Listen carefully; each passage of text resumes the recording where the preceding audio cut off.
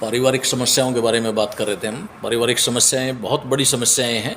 हर आदमी खुश है, बाहर दिखाने की कोशिश करता है, लेकिन अंदर तो सभी के वही एक समस्या है जिसका इलाज नहीं हो रहा है। और मैंने बताया सास बहू की जो समस्याएं हैं, अपनी बेटी को कुछ सिखाती है, बहू को किसी तरह अलग तरह से। बेटा अगर बहू के साथ खाना खा ले तो एक समस्या बन जाती है परिवार में कि ये तो अपने पति के साथ बैठ के खा रही थी, इसको शर्म नहीं, लिहाज नहीं है। और दूसरी तरफ जब उसकी बेटी जो है, दामाद जो उसका होता है, जो बेटी उसको बताती है कि वो बर्तन भी धो रहा है, झाड़ू भी पोछा भी कर रहा है, बाहर से आ जाए तो उसके लिए चाय भी बना रहा है, बिस्तरा भी लगा रहा है, तब वो खुश होती है। देखिए दोगलापन।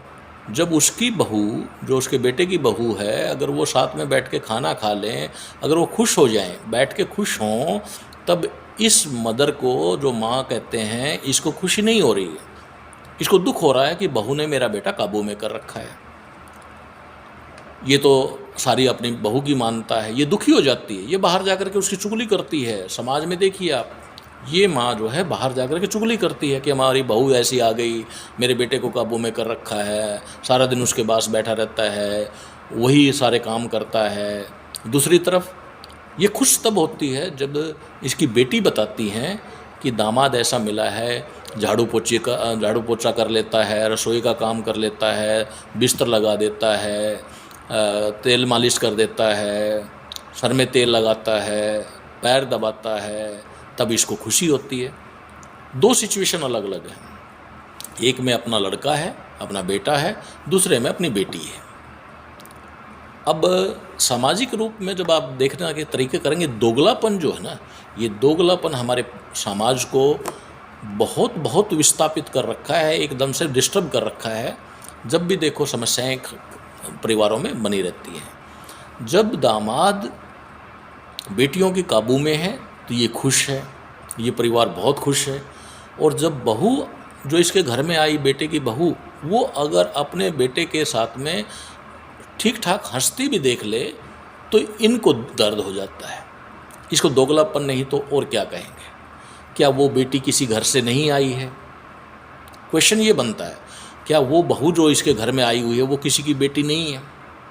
क्या उसकी माँ वो एक्सरसाइज इसके ऊपर नहीं कर रही होगी जो ये एक्सरसाइज अपनी बेटी के ऊपर कर रही है? वो भी उसी तरह तैयार करके भेजती है बेटी को जो ये माँ कर रही है। ये अपनी बेटी को तैयार कर रही है, दूसरी अपनी बेटी को तैयार करके भेजेगी। तो परिवारों में शांति कहाँ से होगी? परिवार में शांति तब होगी जब हम ये दोगलापन छोड़ करके अपनी बेटी को भी ये कहें कि बेटी, अब माँ बाप वो आपके सास ससुर हैं।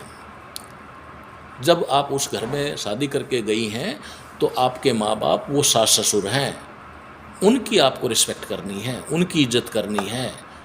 धर्म के माँ बाप वो हैं। अब शादी के बाद छोटी मोटी बात हो भी जाए परिवार में, तो आप समझाइए अपनी बेटी को कि बेटी कोई बात नहीं, अगर उस घर में रहना है, अगर उसी घर में शांति से समय पास करना है, तो आप उसको अपना घर समझिए। सबसे पहले हमारी भावना नहीं जुड़ती। बेटी जब शादी कर दी तो बेटी को समझाइए कि बेटी अपनी भावना को वहाँ जोड़िए, वही आपका परिवार है, अब वही आपका घर है। टोटा नफ़ा जो है, नुकसान फ़ायदा जो है, वो आपका है उस घर में। अब हमारी तरफ से ध्यान हटाइए और उस घर में ध्यान लगाइए। और उधर से उसकी मम्मी, जो बहू आई है घर में, उसकी मम्मी वैसे ही समझाए कि बेटी अपना घर समझिए और वहाँ आराम से धर्म के माँ बाप समझ करके वहाँ रहिए और अपने परिवार को आगे बढ़ाइए। तब समस्या का समाधान होगा। ये दोगलापन जो है कि एक तरफ आप बेटियों को चाहते हैं कि दामाद का कंट्रोल पूरा आपकी बेटियों के हाथ में हो, और दूसरी तरफ आप बहू को चाहते हैं कि आपके कंट्रोल में हो, आपके बेटे के कंट्रोल में हो। कैसे हो जाएगा? दो पक्ष हैं, दोनों पक्ष में आपके अपने विचार ही टकराव के हैं। आप चाहते हैं कि आपकी बेटी जो है दामाद को कंट्रोल में रखे, लेकिन आपका बेटा आपकी बहू के कंट्रोल में ना हो। कैसे हो जाएगा? वो भी तो किसी की बेटी होगी, उसकी भी तो माँ होगी। जो ट्रेनिंग आप अपनी बेटियों को दे रहे हैं, उसकी माँ ट्रेनिंग नहीं देगी क्या उसको? कहने का मतलब है कि आप अच्छी ट्रेनिंग दीजिए अपनी बेटियों को, और समाज में बदलाव एक आदमी से ही आएगा। जब आप ये कहेंगे अपनी बेटी को, बेटी वो घर आपका है, वो सास ससुर आपके धर्म के माँ बाप हैं, अब धर्म आपका बनता है कि उनके सास ससुर की सेवा करो, उस घर में रहो, छोटी मोटी बात हो जाए तो वहीं का वहीं निपटा लो। हाँ, मैं ये नहीं कहता कि कोई टॉर्चर हो रहा हो और फिर आप उसको बोलें कि नहीं वो घर आपका है, वो सास ससुर आपके धर्म के, नहीं, मैं उस फेवर में नहीं, मैं बहुत सख्त आदमी हूँ। उस मामले में मैं बहुत सख्ताई, मैंने अभी आपको जिक्र किया था, मैं किसी भी माँ बाप को ये नहीं बोलता, अगर एक मर्यादा से बाहर कोई टॉर्चरिंग हो रही है, कोई लड़की के ऊपर अत्याचार हो रहा है, एक मर्यादा से बाहर, मर्यादा होती है, मर्यादा से बाहर अगर कहीं भी अत्याचार हो रहा है, आप स्ट्रिक्ट से स्ट्रिक्ट, पुलिस हो, पंचायत हो, किसी भी लेवल पर जा कर के अपनी बेटी का पूरा साथ दीजिए। 1% भी उसमें ढील मत बरतिए। उस बेटी को जो है पूरा अधिकार दिलाने के लिए आप फाइट कीजिए।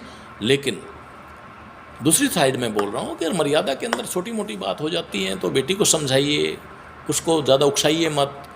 आप भी जानते हैं मर्यादा, तो उस मर्यादा के तहत अगर सिस्टम चल रहा है तो ज़्यादा रिएक्ट करने की ज़रूरत नहीं है। लेकिन मर्यादा से बाहर अगर कोई पीटने लग जाए, बेटी को मारने लग जाएं, सास ससुर मारने लग जाएं, दहेज मांगने लग जाएं, लालच करने लग जाएं, टोंट करने लग जाएं, उसका मानसिक लेवल डिस्टर्ब करने लग जाएं, तो आप स्ट्रिक्ट एक्शन लीजिए। जो मुझे जानते हैं वो मेरे बारे में भी जानते हैं, लोकल में, सोशल में।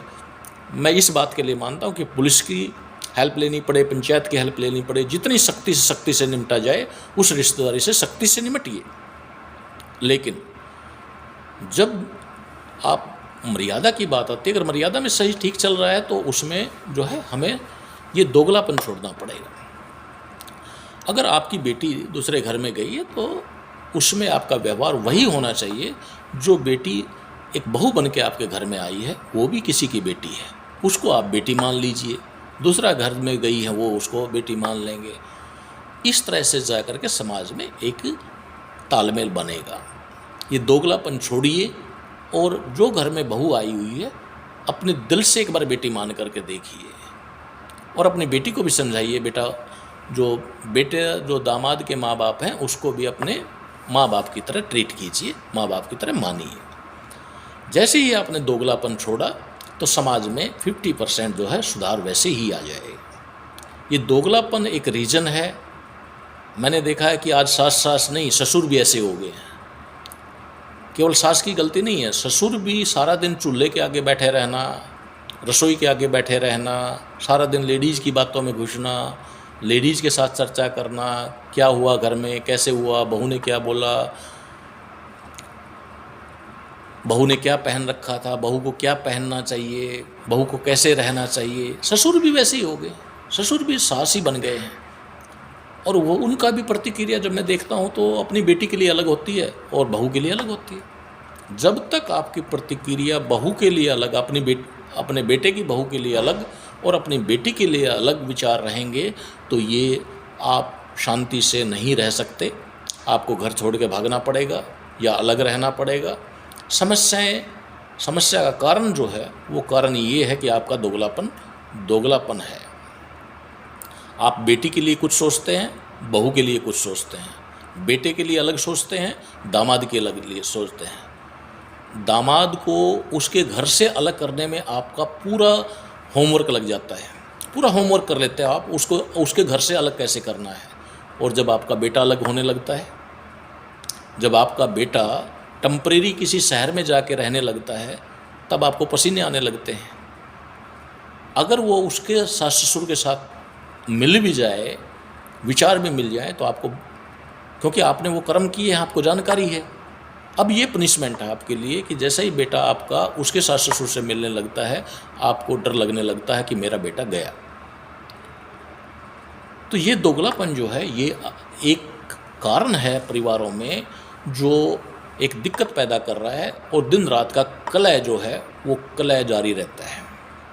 एक बार सोचिए, विचार कीजिए आराम से बैठ कर के कि कहीं हम उसी बोट पे तो नहीं है, उसी नाव पे तो नहीं है कि हम बेटी के लिए अलग सोच रहे हों, अपने घर में आई हुई बहू के बारे में अलग सोच रहे हों।